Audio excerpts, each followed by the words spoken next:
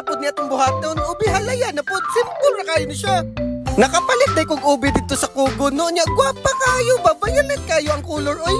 Maunang pag na ako diri sa Cagayan de Oro, sa Kugon Market yun ko mangumpra kay kompleto gid kayo sila tanan. Lutuon ng nato na siya sa Arinola ni Mader, kanang lutuon nato taman mahumog gid kayo ba? Pag naluto na gali na, pabugnawon lang nato na siya kadali, kay mapasok biya kapag panitan na nimo. Pero kung tapulan gani mo nga tibagak, pwede rin na nimo panitandaan, hayaan mo lutuon, mindset pa.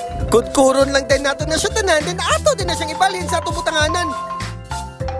Magbutang na rin ta sa itong mga ingredients guys. Duha ka iba pa nga akong gigamit ana. Mag-add po dayon ta og condense. Og syempre ayaw na ninyo kalimti ang white sugar. Syaro lagig dili mo tamis kasi yun ang ihi ninyo ba. Haluon lang nato na og para mo ispiso pag yun na ato lang na siyang i-blend. Kulira murag dry raman kayo. Magbutang na lang po kong gatas dira para lamigid kayo ba.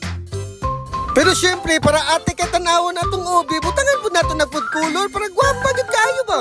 Halu-haluon lang nato na siya og tarong og lutuon na din nato na siya gamit sa atong planggana. Ibutang lang nato na una ang atong kakanggata, gatas og butter. I-simmer lang nato na siya or taman mo lapot ang atong gata ay ha nato ibutang ang ubi. Kani akong ubi halaya nga giluto karon guys. Dili lang nako ni siya ipalagkit gyud kayo pagkaluto kay ako ni siyang gamiton sa palaman sa pan og sa cake. Kay sunod magbuhat og ubi ensaymada unya kani ako ipalaman para lamig gyud kayo ba. Luto na siguro ni kani hawoy naman akong kamot. Matik na dayon na human na din ta. Og syempre garnish dayon ta para igad kayo tanawon ba. Mauna din ni siya ang atong ubi halaya inana lang na siya ka simple buhaton.